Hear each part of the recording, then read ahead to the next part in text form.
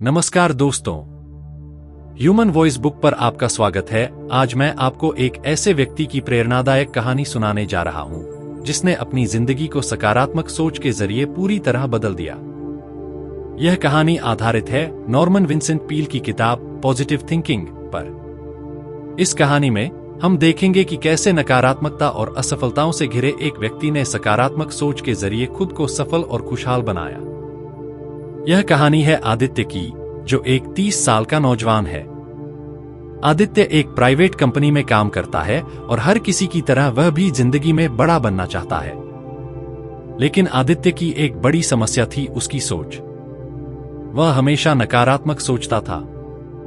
मैं ये काम नहीं कर सकता, मेरे पास इतना टैलेंट नहीं है, मेरी किस्मत ही खराब है। ऐसी सोच के कारण आदित्य के जीवन में न तो प्रमोशन हो रहा था, न कोई तरक्की। उसके दोस्त और परिवार वाले भी उससे परेशान थे। एक दिन उसके दोस्त रवि ने उसे सलाह दी, आदित्य, तुम्हें अपनी सोच बदलनी होगी। यह किताब पढ़ो, पॉजिटिव थिंकिंग। इसमें लिखा है कि अगर तुम अपनी सोच को बदल लोगे तो तुम्हारी जिंदगी भी बदल जाएगी। आदित्य ने थोड़े संकोच के साथ किताब को पढ़ना शुरू किया। किताब का पहला संदेश था, अपने आप पर विश्वास करो। आदित्य को याद आया कि वह हर बार खुद को कमतर समझता था। एक बार ऑफिस में उसे एक बड़ा प्रेजेंटेशन देना था, लेकिन उसने डर के मारे यह काम अपने सहकर्मी को सौंप दिया। सहकर्मी को सराहना मिली और आदित्य को कुछ भी नहीं। किताब ने आदित्य को सिखाया कि सफलता का पहला कदम है खुद पर भरोसा रखना। उसने पढ़ा कि जब हम खुद पर विश्वास करते हैं तो हमारी सोच और ऊर्जा सकारात्मक हो जाती है।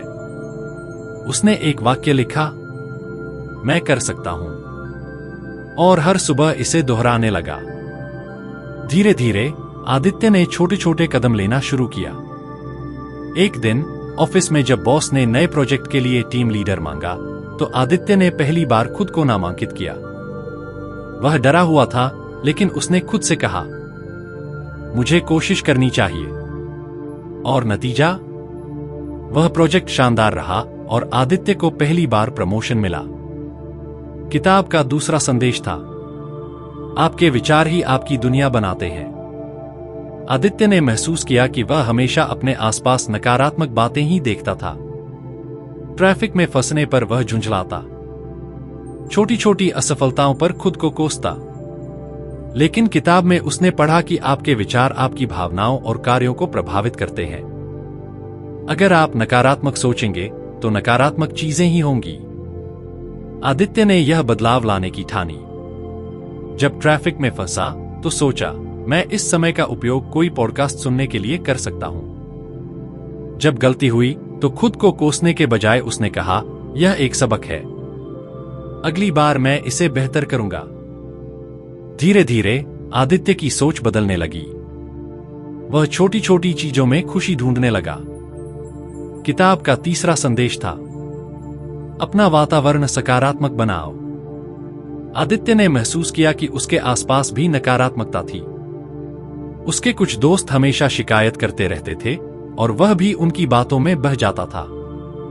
किताब ने उसे सिखाया कि सकारात्मक लोगों के साथ समय बिताएं, ऐसे काम करें जो आपको प्रेरित करें, अपने आसपास सकारात्मक ऊर्जा बनाए रखें। आदित्य ने धीरे धीरे बदलाव शुरू किया। उसने ऐसे दोस्त बनाए जो प्रेरणादायक थे।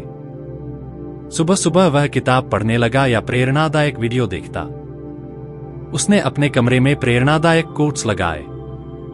इन छोटे बदलावों ने उसकी ऊर्जा और दृष्टिकोण को बदल दिया। भाग 4, कठिन समय में सकारात्मक सोच, 4 मिनट।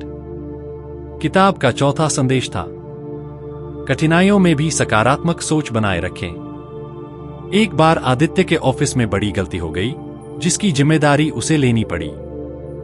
पहले की तरह वह घबराता और खुद को कोसता, लेकिन इस बार उसने किताब की सीख को याद किया। किताब कहती है, कठिन समय में सकारात्मक सोच रखने से आप समाधान पर ध्यान केंद्रित कर पाते हैं। आदित्य ने शांत रहकर स्थिति का विश्लेषण किया।